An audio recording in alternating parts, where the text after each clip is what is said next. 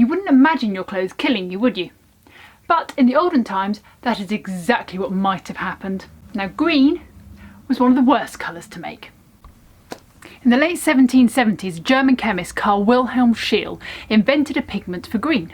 He mixed potassium and white arsenic on a solution of copper vitriol. It was dubbed Scheele's Green. It was a big hit.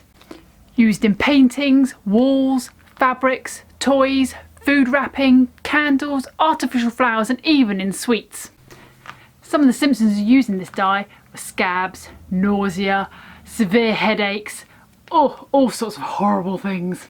It was bad, but it was those that worked with the dye that were the worst off, creating the clothes in hot, arsenic-filled rooms all day, ripping dyed materials and sewing them together.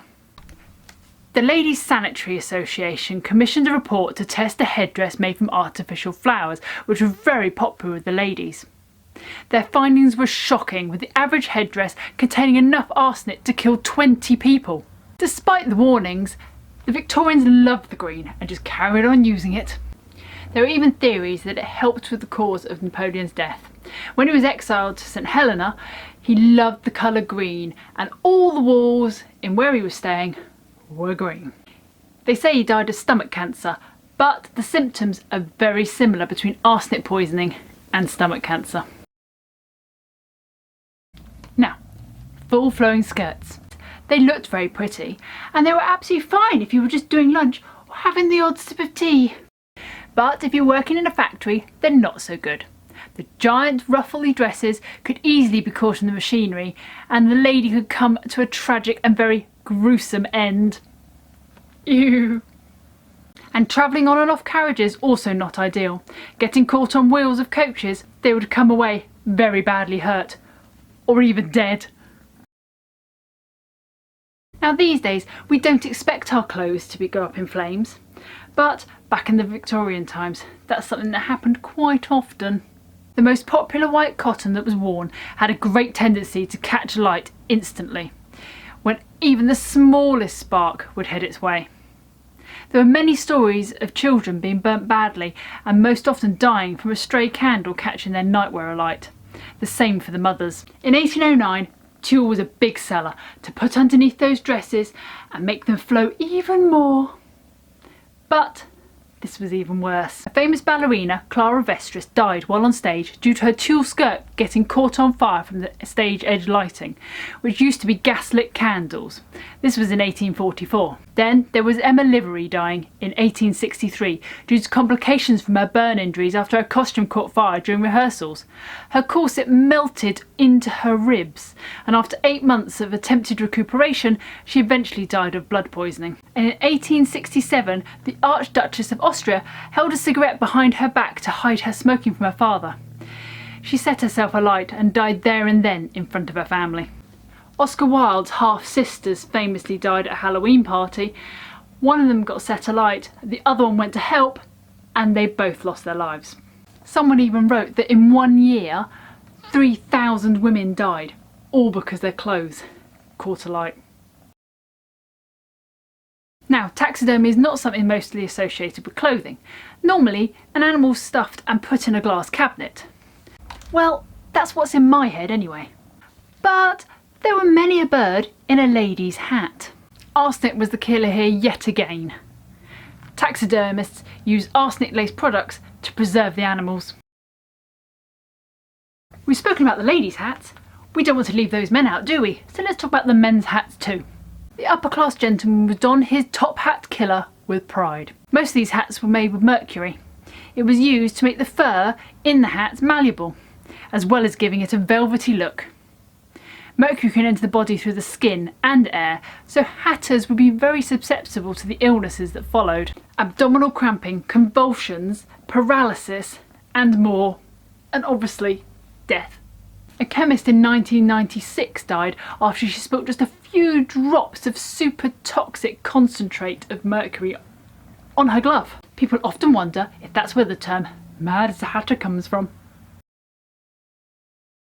Now, facial creams were all the rage. A whiter than white face was a must for any well-to-do woman.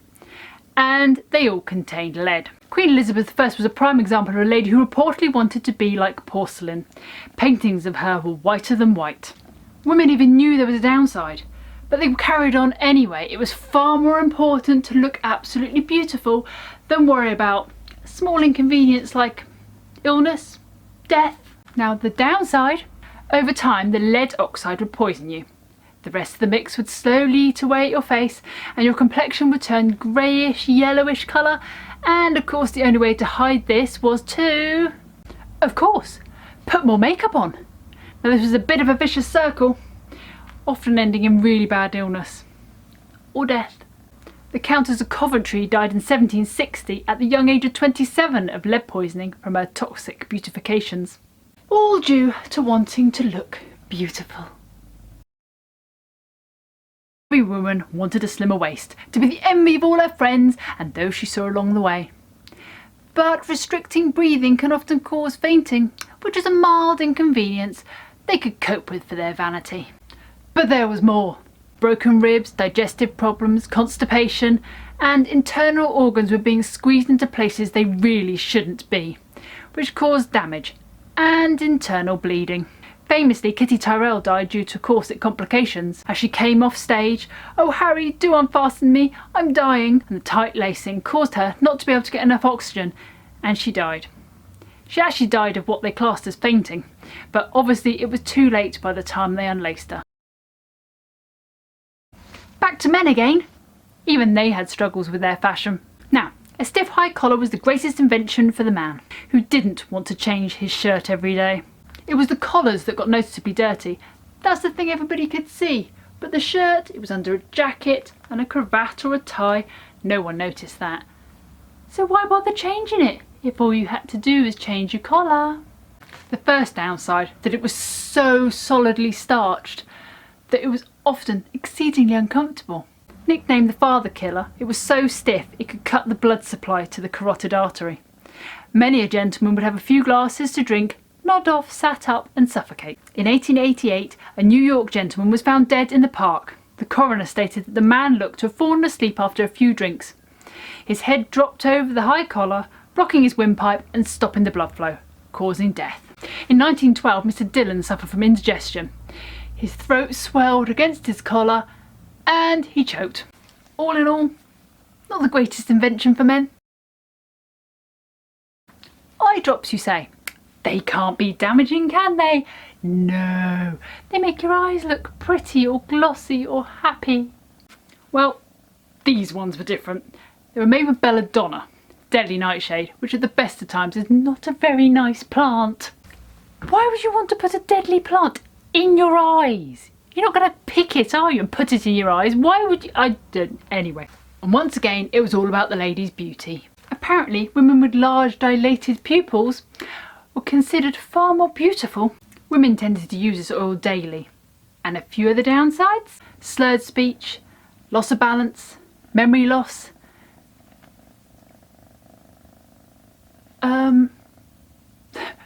only joking, hallucinations, blindness, and of course, I mean, just small inconvenience. Does it really matter? You know, death. Queen Victoria herself apparently was a user of the eye drops as an alternative to a cataract operation. Obviously it didn't cure it, but due to the dilated pupils, it let her see better. And back to another lady's fashion item. Another skirt. The Hobble Skirt. Edith Berg started this trend when boarding a plane with her large skirt that was flapping around, so she used some twine to tie it around her knees.